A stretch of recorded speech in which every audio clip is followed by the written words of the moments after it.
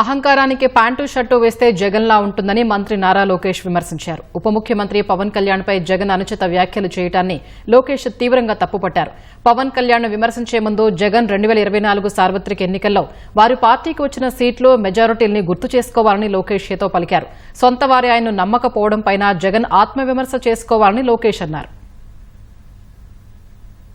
అహంకారానికి pant shirt వేస్తే అచ్చు జగన్మోహన్ రెడ్డి గారి లాగా ఉంటుంది. అధికారంలో ఉన్నప్పుడు దౌర్జన్యాలు, అవినీతి అడ్డగోలుగా వ్యవహరించారు. ప్రతిపక్షానికి వచ్చిన తర్వాత ఈరోజు నీతులు, విలువల గురించి మాట్లాడుతూ నిజంగానే చాలా చాలా ఆశ్చర్యంగా ఉంది. జగన్మోహన్ రెడ్డి గారిలో మేమందరం కోరుకునేది ఏంటంటే ఒక ముఖ్యమంత్రిగా పనిచేసిన వ్యక్తి ఉందాతనంగా మాట్లాడతారు, వాస్తవాల దగ్గరగా మాట్లాడతారు, ఒక వ్యక్తిని కించపరుచుకునే విధంగా మాట్లాడతారని అనుకున్నాం. కానీ ఇదంతా చూసిన తర్వాత ఇందులో ఆయనకి ఏమీ లేవు, ఏది రాదని నాకు అర్థమైంది. అధికారంలో ఉన్నప్పుడు ప్రజల్ని కలవలేదు, ప్రతిపక్షానికి వచ్చిన తర్వాత హౌస్కి రారు. అంటే ఎప్పుడు దూరంగా బతకాలని కోరుకునే వ్యక్తి జగన్మోహన్ రెడ్డి గారు.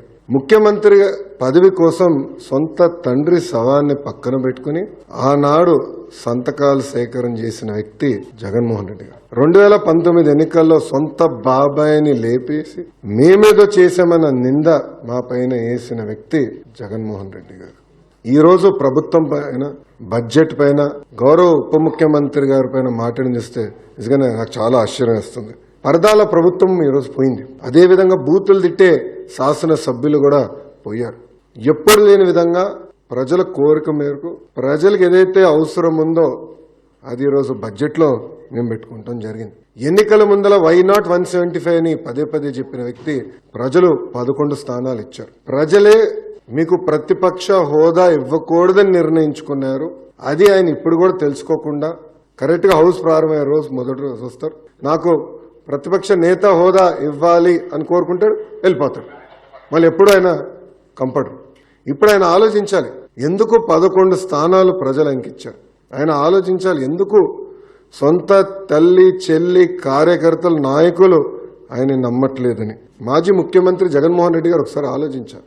మొన్న ఎన్నికల్లో ఆయనకు వచ్చిన మెజారిటీ ఎంత, గౌరవ ఉప ముఖ్యమంత్రి గారికి వచ్చిన మెజారిటీ ఎంత, మొన్న జరిగిన ఎన్నికల్లో వైకాపాకి ఎన్ని సీట్లు వచ్చినాయి, జనసేన పార్టీకి ఎన్ని సీట్లు వచ్చినాయో ఆయన ఒకసారి ఆలోచించాలి. అంతేగాని నోరుంది కనుక ఇప్పుడు కూడా నేను అనుకుందే రైటు, అధికారంలో ఉన్న వాళ్ళు నేను కించపరిచే విధంగా మాడతాను, ఎగతాళి చేస్తా ఉంటాం, నిజంగానే చాలా చాలా బాధాకరం. సో ఇట్లా ఇచ్చిన ప్రతి హామీ మేము ఒక పద్ధతి ప్రకారం నిలబెట్టుకుంటుంది కూటమి ప్రభుత్వం.